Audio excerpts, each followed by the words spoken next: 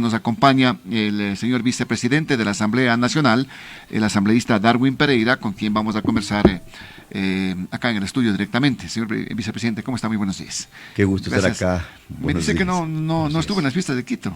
No me han invitado. No le han invitado. No me invitaron. Pero tampoco le han dicho que no vaya. Tuvimos que hacer algunas actividades en la provincia y bueno, estamos acá de regreso y siempre es un gusto y un honor estar en Radio La Poderosa. ¿Qué tiene previsto el día de hoy en la Asamblea? ¿Se reúne? Porque había el rumor de que ayer se iban a reunir, ayer día lunes en horas de la noche. Ayer tuvimos 3 sesiones. Tres sesiones virtuales, todas por supuesto, pero habían algunas sesiones pendientes, habían algunas sesiones que tenían que continuarse, habían otras sesiones en cambio en que los proyectos se cumplían los plazos y había que debatirlos. Se ha debatido algunos proyectos, se aprobó una ley que obviamente ahora pasa al tema del Ejecutivo respecto de algunas preferencias para los artesanos, para la economía popular y solidaria, y esto tendrá que evaluarlo ya el Ejecutivo, pero está aprobado en la Asamblea. En fin, hemos aprobado y bueno, ya caída la noche en la tercera sesión se ha posesionado una de las consejeras suplentes del Consejo de Participación Ciudadana, la señora Gina Aguilar, y básicamente con eso concluimos el trabajo. Cuestionando estaba en la posesión de la señora Gina Aguilar.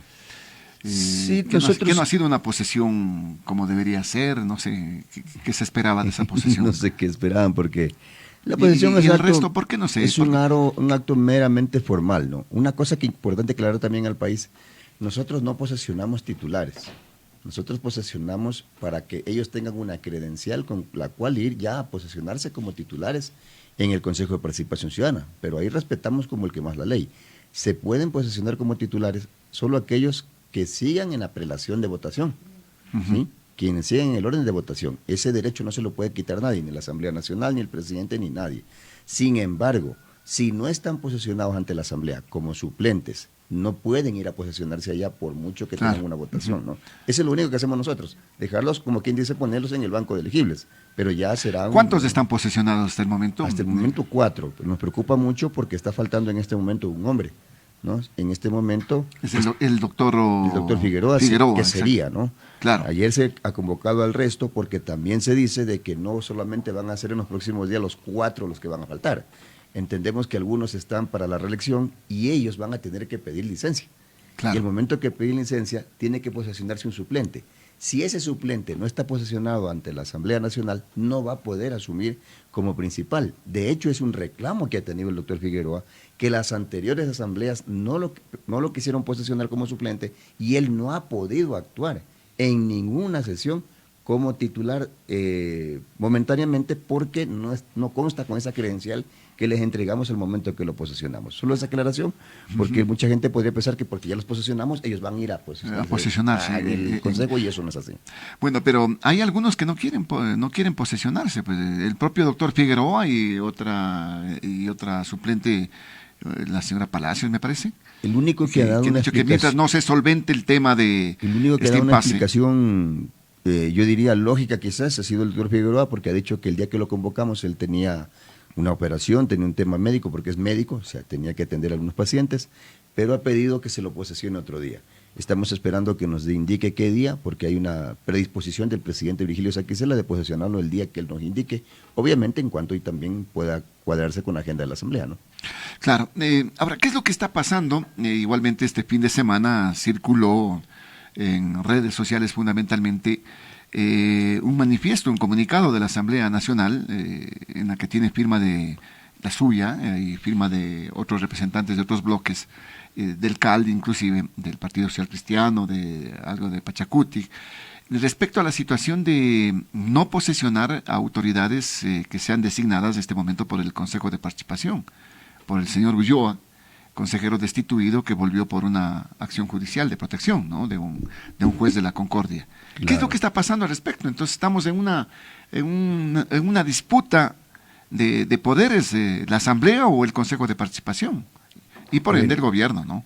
Obviamente de quien está detrás de todo esto es el gobierno, eso no hay vuelta que darle, ¿no? El gobierno está atrás, el regreso de Ulloa, empeñado en que Ulloa se quede, y lamentablemente el señor Ulloa se está prestando para hacer un circo prácticamente del Consejo de Participación Ciudadana en este momento, y eso no se puede permitir. A ver, el Consejo de Participación Ciudadana está en este momento, los 4 vocales que han nombrado al superintendente del banco están destituidos. Eso no se lo puede quitar ni un juez, porque el juez lo que ha dicho en ninguna parte, yo he leído la resolución del juez, y en ninguna parte primero dice que lo restituye, ¿no? Punto 1. Punto 2. Pero les dan las medidas cautelares. El juez no acepta ninguna acción de protección, por si acaso. Ajá. No hay acción de protección aceptada, por lo tanto, no hay asunto de fondo que resolver. Porque cuando usted acepta una acción de protección, puede dictar medidas cautelares hasta que resuelva la acción de fondo, que es lo que por lo que usted pide la acción de protección. Lo que ha pedido un ciudadano, que dicho sea de paso, es el 8º pedido y cometió un falso juramento ante un juez, porque cabe aquí destacar una cosa importante. Cuando usted presenta unas medidas cautelares, cuando usted presenta una acción de protección o cualquier acción constitucional, usted jura ante el juez que no ha presentado otra en ningún otro lado de las mismas características. 15 se presentaron. De este ciudadano, son 15 en total, pero de este ciudadano, del que presenta estas medidas cautelares, había presentado 7 antes de las que le aceptaron. 7 le habían dicho que no. El mismo ciudadano presenta El 7. mismo ciudadano presenta 8. En la 8ª le dan. Los 7 anteriores le dicen que no. Es decir, va donde un juez y el juez le niega. Él hace un copia y pega y va donde otro juez. El otro juez le niega y hace un copia y pega y así recorre 7 jueces. El mismo ciudadano, la misma firma, el mismo texto, el mismo pedido. Ahí hay un delito, ¿no? Obviamente. Cometimiento de un delito en este caso. Hay un 8º juez que le acepta y el juez no puede decir que no conocía, porque es tan sencillo como meterse al SADYE, es decir, al sistema de la judicatura, que es público, poner el número de cédula de este ciudadano y usted se va a encontrar ahí las 7 peticiones que había hecho antes. Es decir, le mintió al juez. ¿Fraude procesal? Obviamente que hay un fraude procesal y el juez actuó sobre una mentira, punto 1. Punto 2, ¿qué dice el juez en la resolución? Porque a lo mejor el señor Ulloa dice, el juez con esas medidas cautelares yo ya puedo restituirme. No, porque el juez dice, suspendo la resolución de la asamblea y no suspende, por si acaso es otro error que comete el juez, no suspende la destitución, suspende la resolución con la que convocamos al juicio político. Es decir, suspende el lunes cuando ya estamos martes, o sea, es inejecutable, porque las medidas cautelares son para prevenir, ¿sí? No cuando ya se ha cometido, para eso hay otras acciones. Lamentablemente el juez se equivoca nuevamente ahí, pero en fin, leyendo la resolución dice lo siguiente, suspendo la resolución de la asamblea tal hasta que, esto es lapidario para el señor Ulloa, hasta que me entreguen los siguientes documentos, y el juez hace una lista. El acta de la sesión, la grabación, el audio, etcétera, ¿no? Dice, ¿hasta qué? Pues, ¿qué quiere decir esto? Que una vez que nosotros entreguemos, habremos cumplido con las medidas cautelares y nosotros ya entregamos como Asamblea Nacional. Es decir, no hay por dónde el señor Ulloa se considere restituido, porque, repito, hay una ilegalidad en la presentación, hay una ilegalidad en la forma que se dictó y por último en la resolución, como la han hecho al apuro, se equivocan y no ponen, porque otra cosa hubiese sido si el juez hubiese dicho hasta que yo resuelva sobre lo que me entregan. No, el juez no dice eso. El juez dice hasta que me entreguen los Pero documentos. el juez tiene que emitir otra resolución en este caso. Ya con los documentos Esto entregados. es importante que el país lo sepa, yo lo quiero denunciar públicamente al país. El juez le está dando vueltas y le está dando largas al asunto, obedeciendo órdenes de no sé de quién. Ahora el juez nos pide La judicatura, que nosotros, la judicatura. La judicatura, ¿quién dispone? Obviamente, y tienen al país patas arriba. Mira lo que hace el juez ahora. El juez, en lugar de decir, como ya me entregaron, sí, levanto las medidas cautelares, ahora nos manda a pedirnos a nosotros mismos, a la Asamblea Nacional, que certifiquemos si le hemos entregado todo. Eso debe certificarle el secretario de él, pues. Claro. No podemos certificarlo a nosotros mismos si ya entregamos todo. ¿Cierto? No le puede pedir. O sea, le están dando largas al le asunto. Le están dando largas al asunto y con eso le están haciendo un tremendo daño al país. ¿Sí? Le están haciendo un daño al país, no a la Asamblea. Al final del día nosotros seguimos trabajando. Entonces, ¿el señor Ulloa definitivamente estaría usurpando funciones en este caso, como se ha determinado? Efectivamente está usurpando funciones y nos preocupa el silencio de la fiscal. A la fiscal le hemos denunciado la usurpación de funciones del señor Ulloa. A la fiscal le hemos denunciado esta malhadada resolución que ha cometido este juez, y no solamente a él, se lo hemos denunciado al Consejo de la Judicatura, que está muy cruzado de brazos, contentos, aplaudiendo mientras el país se cae a pedazos. Le hemos denunciado a la fiscal general de la Nación la actuación de este ciudadano, que juró 8 veces que no había presentado una acción similar en ningún otro lado. Es decir, frente a esto, alguien debe actuar y es la justicia, pues. Nosotros hacemos nuestro trabajo como asamblea, pero lamentablemente hay quien no lo hace. Bueno, pero están despachando y están sesionando, y vea que entre gallos y medianoche, en plenas fiestas de Quito, el día sábado, 1 de la mañana, le designan súper de bancos, pues. Y eso no es todo. Y lo posesionan. Eso es lo grave. O sea, por último, digamos que ya le creemos al señor Ulloa que está restituido. Él no podía posesionarlo a su presidente de banco si le toma hasta juramento. Oye, ¿qué pasó, pues? ¿En qué país? Y claro, solo lo puede posesionar la Asamblea. O sea, él tenía que esperar y decirle, bueno, señor, usted ha sido electo, vaya que lo posesione la Asamblea. Él coge y le toma juramento, o sea, se reúnen hasta la madrugada. Y discúlpeme, o sea, ¿en qué país estamos? El señor Ulloa se está prestando para ser una especie, no sé, de bufón, de Carondelet, de la judicatura. No sé qué es lo que le pasa al señor Ulloa.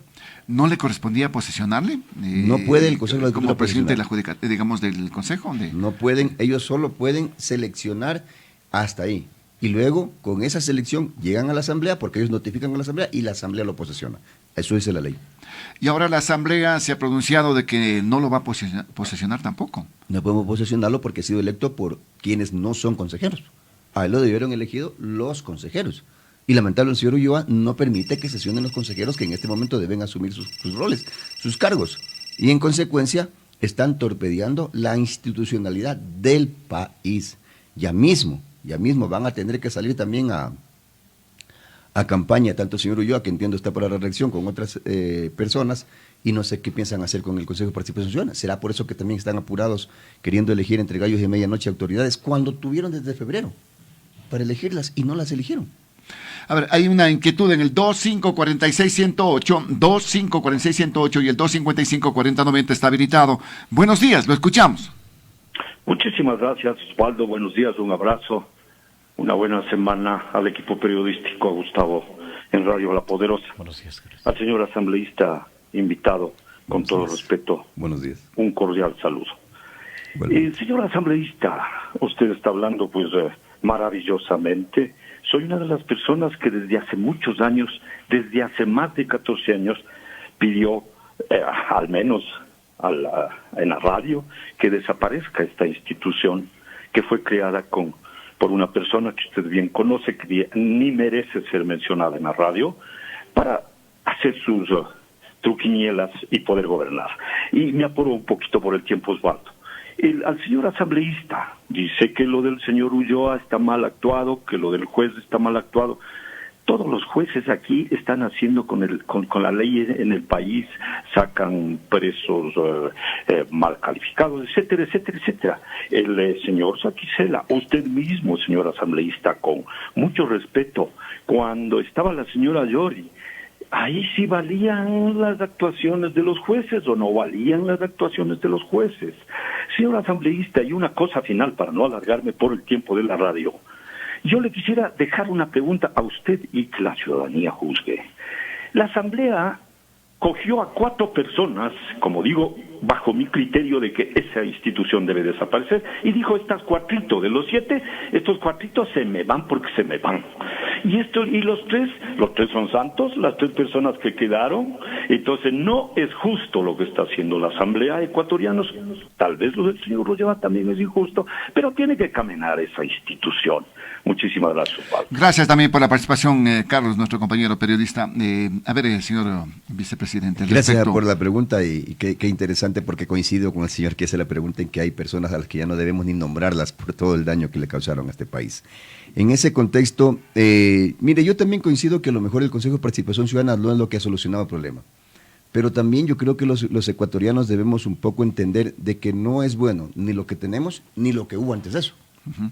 Porque recordemos que antes de esa pugna no se daba en el Consejo de Participación Ciudadana, se llama en la Asamblea Nacional. Así es. Entre gallos y medianoche amarraban y nombraban un contralor, y al final terminaba politizado.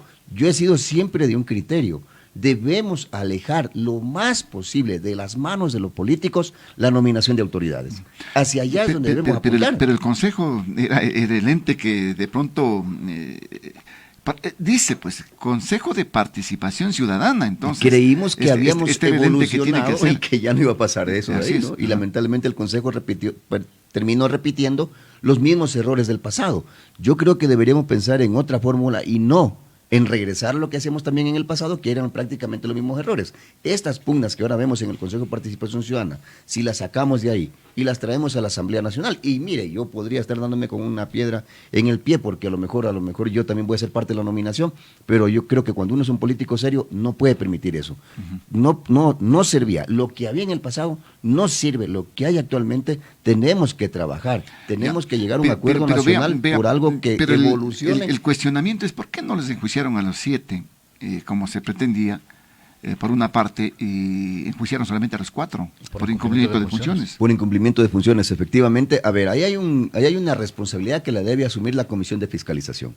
Lamentablemente la Comisión de Fiscalización dejó sin informe de posiciones, prácticamente quiso dejar a la Asamblea con las manos amarradas para que se venzan los tiempos y no se pueda discutir. O quiso salvarle a los 7. O quiso salvarle a los 7.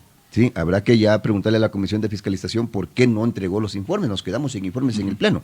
En ese contexto hay un artículo que salva los muebles en este caso, que es el 142, que establece que la Asamblea tiene la potestad de traer todos esos documentos y repartírselos a los asambleístas para que podamos tomar una decisión. En base a esos documentos nos ha tocado tomar una decisión, y en base a la defensa que ejercieron en el Pleno, nosotros decidimos que los 4 tenían que irse. Pero mire, más temprano que tarde van a terminar yéndose no los 4, sino creo que 5 o 6, porque otros de ellos están de candidatos. Es decir, al final del día vamos a tener 5 o 6 nuevos consejeros en estos días. Esperemos que el señor Ulloa entienda, y serán esos 5 o 6 consejeros que no los elegimos nosotros como asamblea, que no lo elige el presidente. O sea, pero en ese tema usted dice el señor Ulloa que entienda, pero el señor Ulloa le dice a la asamblea que entienda el tema de la acción, la acción de protección. Y el señor Ulloa sabe lo que hace porque es abogado. Sí, no sabemos qué quiere que entienda. La elección no hay acción de protección. Pero ¿eso qué tienes? ¿Una salida política o una salida judicial? Lamentablemente en este momento la única salida es judicial, porque nosotros políticamente ya actuamos. Lamentablemente vienen los jueces y desde esa resolución de los jueces eso es lo que señalan ustedes, pues, señor vicepresidente.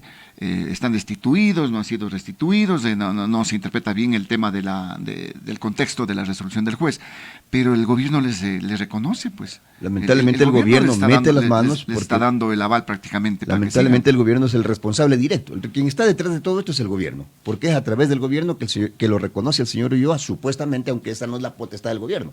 En ninguna parte de la ley dice que el gobierno es el que reconoce a los miembros del Consejo de Participación Ciudadana. Es una arrogación también de funciones que ha cometido tanto el ministro de Gobierno como el mismo presidente de la República. Es decir, nosotros reconocemos. Un momentito, pero ¿en qué parte de la ley dice que ustedes son los que lo reconocen? No, o sea, eso tampoco tiene sentido. En realidad están utilizando jueces de bolsillo para poder tener estos temas, repito, el país patas arriba y irresponsablemente. Nosotros, por ejemplo, les voy a poner esto en contexto claro. No podemos tocarlo al juez, y debo ser totalmente franco. No podemos votarlo al juez. Quizás si nosotros tuviéramos la potestad ya hubiésemos solucionado el problema por ese lado. Así que en este momento la salida es jurídica. Es el juez que tiene que tomar una decisión. Es la judicatura que tiene que sancionar a este juez. Es más temprano que tarde la Corte Constitucional que tiene que emitir un criterio. Pero la judicatura no le va a sancionar, pues si estuvo a punto de ser destituida la judicatura. En ese contexto, y van a continuar con el tema del juicio político. En ese contexto, lamentablemente estamos en manos de una justicia que en este momento está prácticamente amarrada. No podemos, la Asamblea Nacional no puede extralimitarse e irse, por ejemplo, contra el juez. Así que en ese aspecto quiero ser totalmente claro. O sea, hay que determinar quiénes son los responsables y que hay que entender de que no le pueden hacer daño al país. Nosotros ya no tenemos en este momento potestad sobre esa decisión del juez, y es el juez el que tiene que resolver, pero no puede seguir dándole largas al asunto. Eso le está haciendo un daño terrible al país, no a la Asamblea. Me parece que ellos tienen la idea de que le hacen daño a la Asamblea, y no es así. Ahora, le hacen daño al país. En este ámbito, señor vicepresidente de la Asamblea, se viene el tema de la consulta, vea. Entonces, con estos dimes y diretes, con esta confrontación, esta pugna de poderes, la Asamblea sigue bajando en la credibilidad. La ciudadanía dice que se vayan los asambleístas, les van a disminuir los asambleístas, pero al mismo tiempo les quieren volver la función de designación de miembros del Consejo, digamos, de las autoridades de control, restándole las funciones al Consejo de Participación. Y me parece que eso va a salir todavía mucho más caro, va a ser más caro la cura que la enfermedad, porque lo que vamos a hacer es simplemente cambiar de actores en la pugna. Vamos a quitarle que ya no sean los actores del Consejo de Participación Ciudadana, pero vamos a traer esa pugna a la Asamblea Nacional, y eso también es un error. Repito, eso es regresar al pasado, donde básicamente los asambleístas a punte puñete resolvían quién era el contralor, quién era el fiscal, quién era el defensor público, etcétera, y eso no puede regresar. ¿Sí? Repito, malo fue lo del pasado, malo es lo que tenemos ahora. Lo que debería haber es un debate serio. ¿Cómo le quitamos de las manos de los políticos la nominación de autoridades? Eso es todo. La gente no le interesa si el Consejo de Participación... No, pero ya está en la Asamblea, pues. Sí.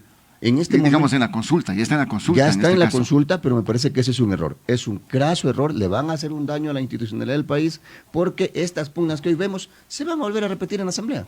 Van a nuevamente a moverse aquí intereses políticos sobre la nominación de autoridades. Y eso es lo que le ha hecho daño al país desde el regreso a la democracia. Que los políticos nominen las autoridades de control. No podemos permitir eso. Por muy político que yo sea, no puedo prestarme para eso y no puedo aceptar eso. ¿Usted le ve que la consulta no tiene sentido en este caso? Con preguntas que involucran prácticamente a la Asamblea Nacional, disminución de asambleístas, con los movimientos y partidos políticos que también pueden desaparecer, y con el tema de que volvería a las funciones de designación de autoridades de control. ¿Qué es lo que pasa en este caso? Yo le veo a la consulta primero un gasto innecesario, porque muchas de esas cosas se pudieron resolver por normativa, que nosotros la hemos trabajado con el mismo Ejecutivo muchas de las veces, y que hay cosas en las que no hemos podido de acuerdo y la hemos aprobado en la Asamblea. Me parece que la traída de nominación de autoridades a la Asamblea le va a terminar haciendo otro daño. Vamos a ver el ring ahora directamente en la Asamblea, dándose duro los partidos políticos de este país por la nominación de autoridades, y eso le va a terminar haciendo daño a la población. La disminución de asambleístas es una trampa, eso hay que leerlo con letra pequeña.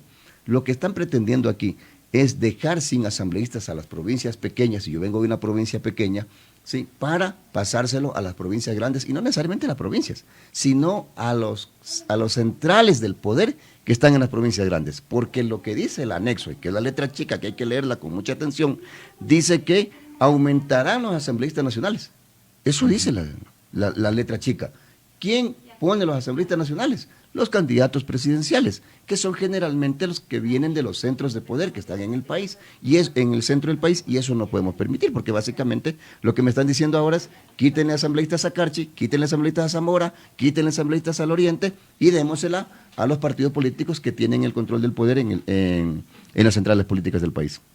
O sea, ¿el número de la reducción no va a ser significativo? No va a ser significativo, asambleísta. y conforme vaya creciendo la población, porque nuevamente ponemos los asambleístas en proporcionalidad de la población. Lo que dice es que si la población crece, van a aumentar los asambleístas. Es decir, hoy reducirán a 90, pero mañana volverán a ser 137.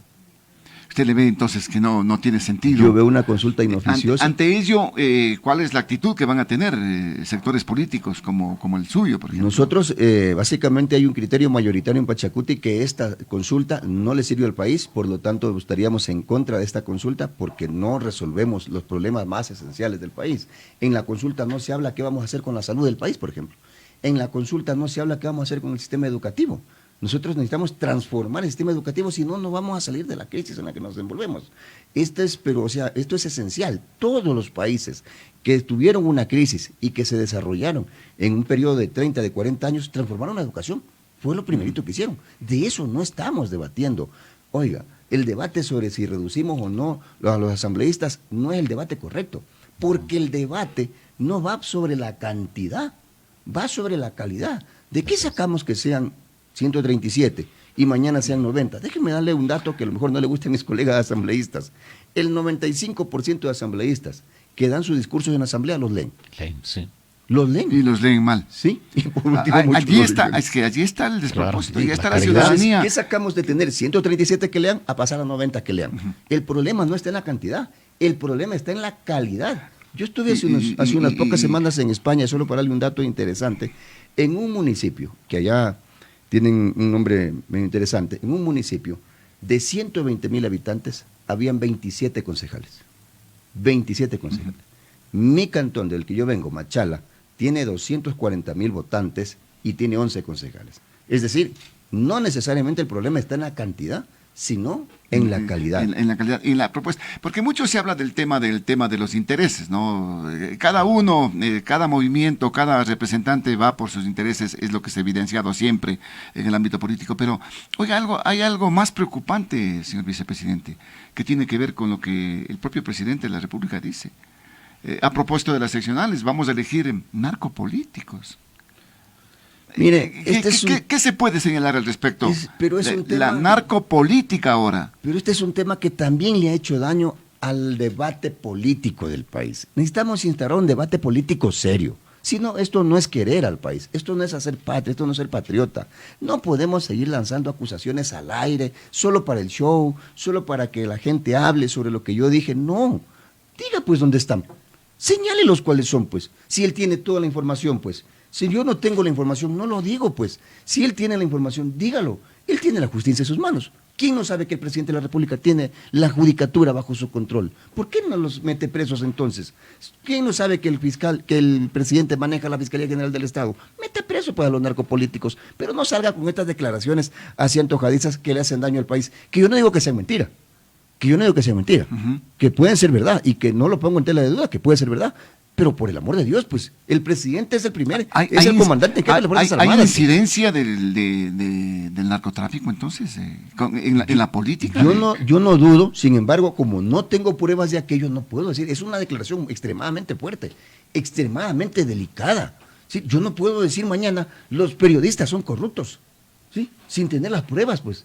Claro, será una noticia que escandalice al país, será una noticia que a lo mejor sea el show nacional e internacional, pero será eso, será show. Pero no puedo señor vicepresidente, les están metiendo en el saco a todos. Pues. Por supuesto. Entonces, ¿qué es lo que se va a hacer al respecto? El tema es que en este país, a ver, no hay ningún país que pueda vivir sin política, para empezar, y sin políticos, ¿no? Los políticos son los que toman las decisiones. ¿Sí? Y meter a todos los políticos como que estuvieran en la narcopolítica en un debate tan serio que estamos tratando de llevar adelante, me parece una irresponsabilidad. Yo no puedo decir que los 136 asambleístas son malos.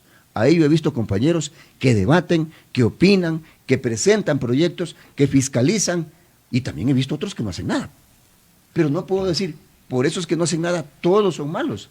Como he visto algunos periodistas que obviamente dejan mucho que desear, y no por eso puedo decir que todos los periodistas son malos. Yo creo que necesitamos instaurar un debate serio en el país y señalar con nombres y apellidos quiénes son los malos. Pero no se descarta, como usted lo dice, pero es preocupante.